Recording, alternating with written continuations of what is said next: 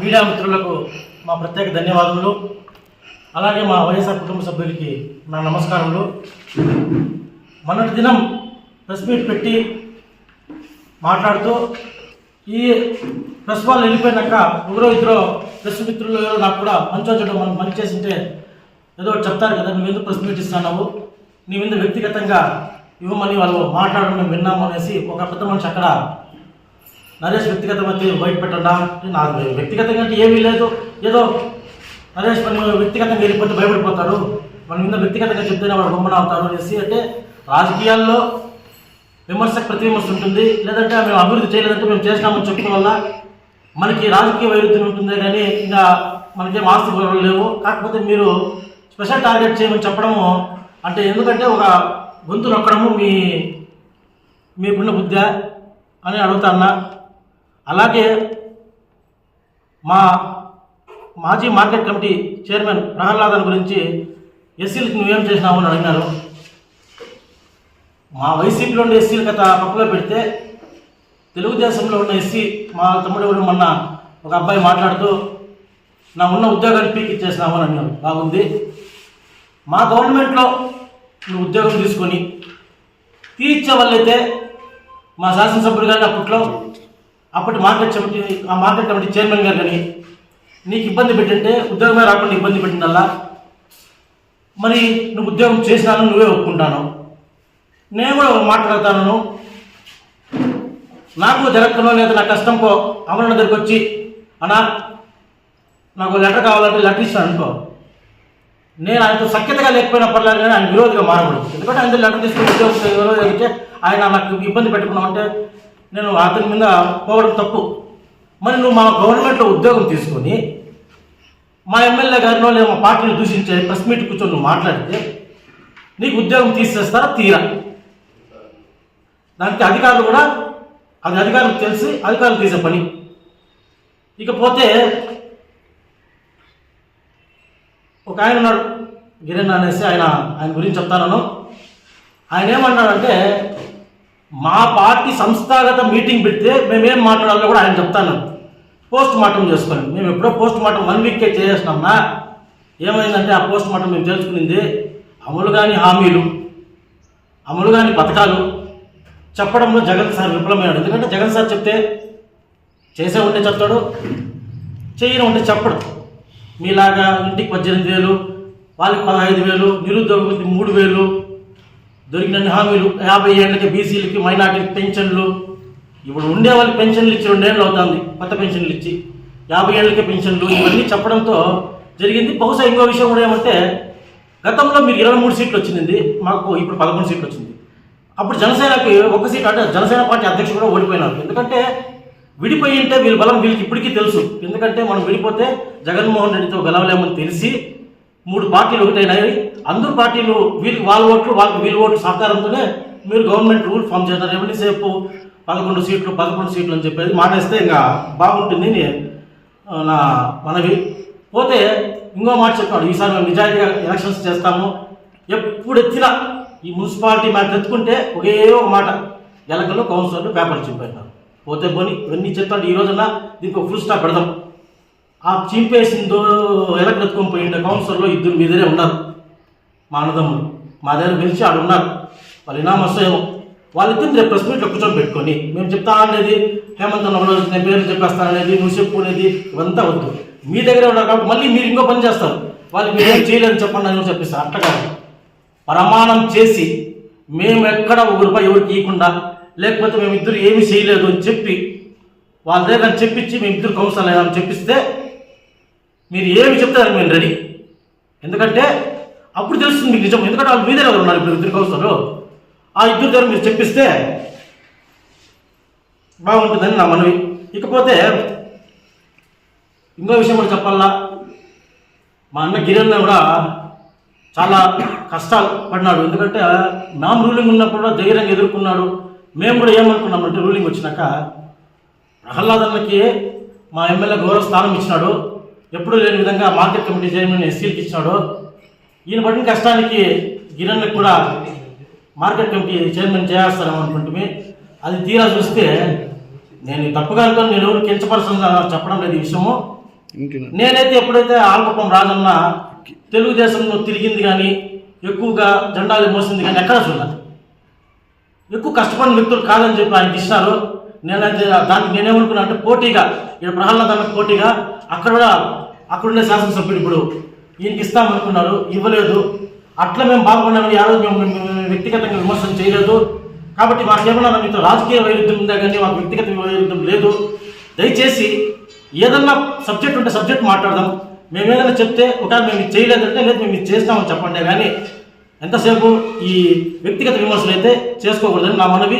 ఇంకో విషయం ఏమంటే ఆయనే చెప్తాడు గిరణ్ ఇంతటితో మీరు ఆపేయండి అంటే మామూలు ప్రెస్ మీట్ ఇచ్చేది మీరే, మేము ఆపేది కూడా మీరే డిసైడ్ చేస్తే ఇంకా మాకు అంటే మీరు చెప్పడం ఏమంటే అపోజిషన్ పార్టీ ఉండకూడదనే ఉండాలని అనేది మీ నిర్ణయానికి వదిలేస్తూ సెలవు తీసుకుంటున్నాను.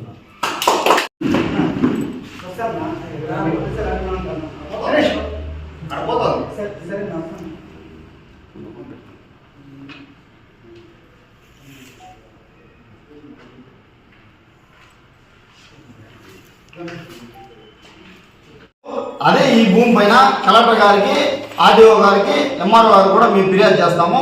ప్రొసీడింగ్స్ ఉంటే కూడా మీరు ఎందుకు జప్తు చేసుకోవాలని మేము మీడియా సమక్షంలో మేము వినతి పత్రము అందరికీ ఈరోజు ఇస్తాము. ధన్యవాదాలు. నా పేరు మహేష్, మాది కలగటూరు. నేను ex market committee chairman Prahlad వాళ్ళ భార్య బామార్ది మాట్లాడుతున్నాను. మొన్నటి రోజు మా ఊరు సర్పంచ్ కుమారుడు పరమశివ మాట్లాడుతూ దళితులకి మీరు ఏం చేశారని అడిగినాడు. అందులో నా కలగటూరులో మీరు పుట్టారంటున్నాడు, కలగటూరులో మీరు ఏం చేశారని అడుగుతున్నారు. పరమశివ నువ్వు నేను ఇద్దరు కలిసే ఒక క్లాస్ అటు ఇటుగా కలగటూరు స్కూల్లోనే చదువుకున్నాం. జడ్పీ స్కూల్లో చదువుకున్నాం. జడ్పీ స్కూల్లో గతంలో కాంపౌండ్ ఏ విధంగా ఉండింది, ఇప్పుడు ఏ విధంగా ఉంది?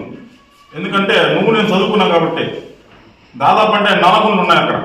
ఆ నలగుండ్లలో కూడా దాన్ని క్లీన్ చేసి మా మామ జడ్పీటీసీగా ఉన్నప్పుడు ఆయన ఫండ్ ద్వారా ఆ రాళ్ళని క్లీన్ చేసి అక్కడున్న రెడ్లతో మాట్లాడి అక్కడ కాంపౌండ్ వేయడం జరిగింది. ఇదొకటి అభివృద్ధి అంటే. ఇంకోటి ఒకటి చెప్తాను. మీ ఇంటి ముందర సిమెంట్ రోడ్ వేసినారు, అది కూడా మా మామ జడ్పీటీసీగా ఉన్నప్పుడు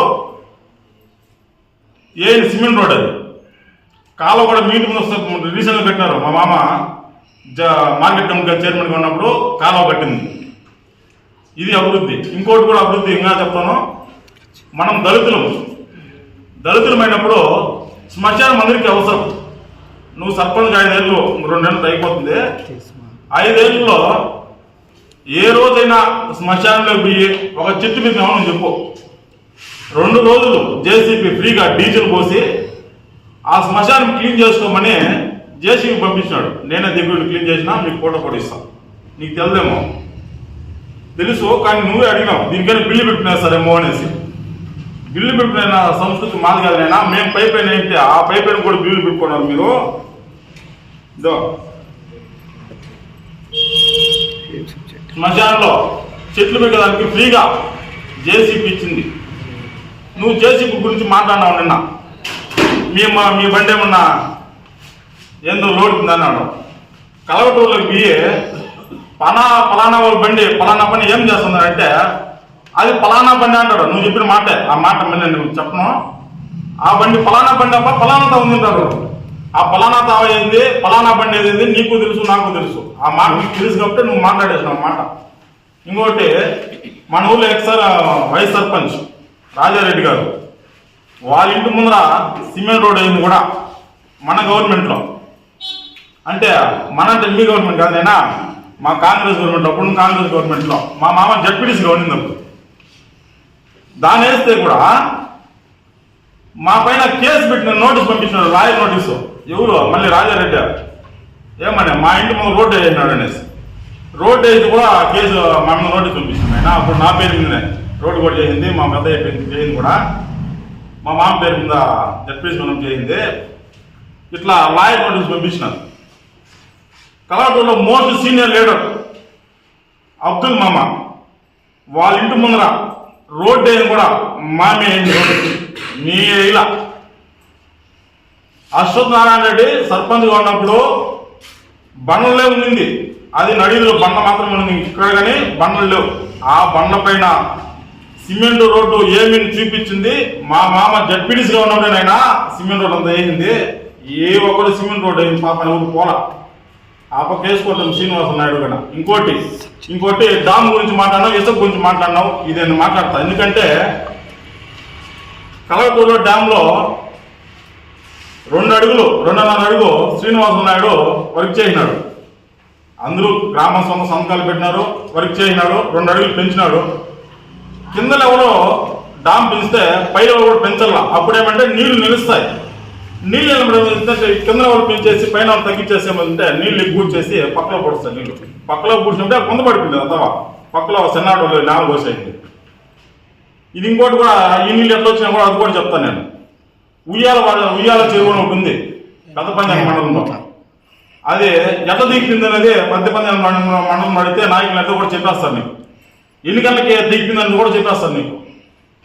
ఆ చెరువు తెగిపోతే రాత్రిలో దిగిపోతే రాత్రిలో వచ్చే నీళ్ళన్నీ అది ఎందుకు దింపేసినా కూడా నువ్వు అక్కడ కనుక్కో ఫస్ట్.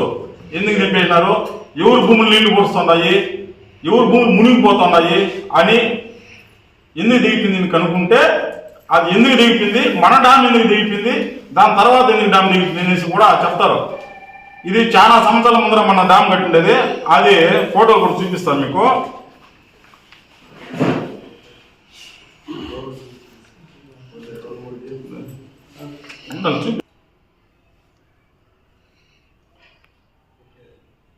ఇది డ్యామ్, మా ఊరి డ్యామ్ నా ఇది. ఈ డ్యాము ఇక్కడ పెంచినారు పైన లెవెల్లో 2 అడుగులు పెంచేసినారు. 2 అడుగులు పెంచినప్పుడు పైన కూడా మట్టి తోలితే ఈ లెవెల్కి ఆ లెవెల్కి మ్యాచ్ చేయకుండా కింద నీళ్ళు వెళ్ళిపోతాయి. ఈ లెవెల్ పెంచేసి పై లెవెల్ పెంచకపోతే ఏమవుతుందంటే పక్కలో నీళ్ళు వెళ్ళిపోతాయి. ఎక్కువ నీళ్ళు వచ్చినప్పుడు ఈ డ్యామ్ పోసేది. దీని తర్వాత ఇంకో డ్యామ్ కింద కూడా కట్టినారు. ఈ డ్యామ్ అంత నిలిచింది నేనా, దాని ఆధార కింద ఉన్న డ్యాము మొత్తం ఊడ్చింది మొత్తం. అది కొత్త డ్యామ్ కట్టినట్టున్నారు మీ నాయకులు. అది కూడా వద్దులే, మళ్ళీ వేరే ఏమవుతుంది. కాకపోతే ఏమంటే అభివృద్ధి అనేది చేయింది కలగటూరులో మా కుటుంబం కూడా నేను చెప్తాను. నేను మా కుటుంబమే చేయింది. లేదు మీ కుటుంబం లేదు ఇంకోటి కుటుంబం చేయితే నేను పిలుస్తాను డైరెక్ట్గా కలగటూరులో కూర్చో ఫలానా పని ఊరు చేయింది అనదాం. అర్థమవుతుందా? నువ్వు ఇక్కడ ప్రెస్ మీట్ పెట్టేసి సాయంత్రంతో పోలీసులు పంపించేసి ఊర్లోకి ఎవరు భయపడిపోవడం పోలీసులు అంటే. నీకు కోర్టు తెలుసు, నాకు కోర్టు తెలుసు. ఇప్పుడు కోర్టు అయిపోయింది, రేపు మొత్తం పోతారు. అవన్నీ అర్థం చేసుకుంటే బాగుంటుంది. నేనా ఊరికే నువ్వు మాట్లాడేసి స్థాయి నుంచి మాట్లాడకూడదు. నా స్థాయి ఏమి, నీ స్థాయి ఏమి, వాళ్ళ స్థాయి ఏమి, ఇంకో స్థాయి ఏమి తెలుసుకోవాలా. తెలుసుకొని మాట్లాడు. ఎందుకంటే ఇది పెద్దవాళ్ళతో వ్యవహారము, రాజకీయం చదరంగా మారుతుంది. ఇప్పుడు నువ్వు గెలిచినా రేపు నేను గెలిచినా అట్లుంటాయి కథలు. దీని తర్వాత ఇంకోటన్నా మా మామ డైరెక్ట్గా సోమశేఖర్ గౌడ్ గురించి మాట్లాడినారు. సోమశేఖర్ గౌడు మాట్లాడితే మా మామ మాట్లాడారు, మీరు మాట్లాడరు. నీ పేరు పెట్టి మాట్లాడరు మా మామ, మీరు మాట్లాడరు. అంతేగాని ఇక్కడ ఎందుకు దళితులనే ముందర పెడతారా మీరు? అంటే మీరు కుల రాజకీయం చేస్తున్నారా? మీరు కులాన్ని ముందర పెడుతున్నారా? మీరు ఎంత ఇంకా ఎన్నాళ్ళ కాలంలో మేము భరించాలి? మేము ఇట్లా అన్నీ కులాలు పద్ధతి కాదు ఇదంతా. మీరు మాట్లాడితే మీ గౌడ సమాజం గురించి మాట్లాడేది ఎవరన్నా ఊరినే ఏం లేదు. ఎవరు మండలంలో మీ ఇష్టంగా మాట్లాడతారా? దళితుల గురించి దళితుల కోసం ఉంటే దళితులే మాట్లాడారా? ఇవన్నీ ఇంకో విషయం మాట్లాడినా వేరే ఆయన క్యాస్ట్ ఎవరైనా మాట్లాడచ్చు కదా. ఎవరు ఎందుకన్నా మాట్లాడి దళితుల కింద వచ్చేది కదవా. దళితులు ఏం తక్కువ కాదు. నేనా మేము వల్లంటే ఒక నిమిషం ఉన్నా, నేను మాట్లాడాలి విషయము. బాధ అనిపిస్తుంది. దళితులు ఎట్లా అంటే సొంత అన్నమైనా ఎట్లా అంటే ఒక పాట ఉంది, పల్లె వెలుగు అనేసి ఒక పాట వచ్చింది. ఎట్లా అంటే అన్నదమ్ములు కానీ కక్షి కట్టేస్తే సంపూర్ణ కూడా సిద్ధమైపోతారు. మనం మా జాతిలో ఎట్లుందో వేరే విషయం. కానీ కుల రాజకీయాలు చేయొద్దంట. దమ్ముంటే సవాల్కి ప్రతి సవాల్ మీరే మాట్లాడుకోవాలి. కానీ మాట్లాడితే కులాలను పంపించే, కులాల గురించి మాట్లాడేది, కులాన్ని రచ్చగొట్టేది, మేము సైలెంట్గా ఉండిపోతాం అనేది అవద్దు. ఇవన్నీ ఇప్పటికైనా మీ కుల రాజకీయం తగ్గిస్తే చాలా బాగుంటుంది. అందరికీ నమస్కారం.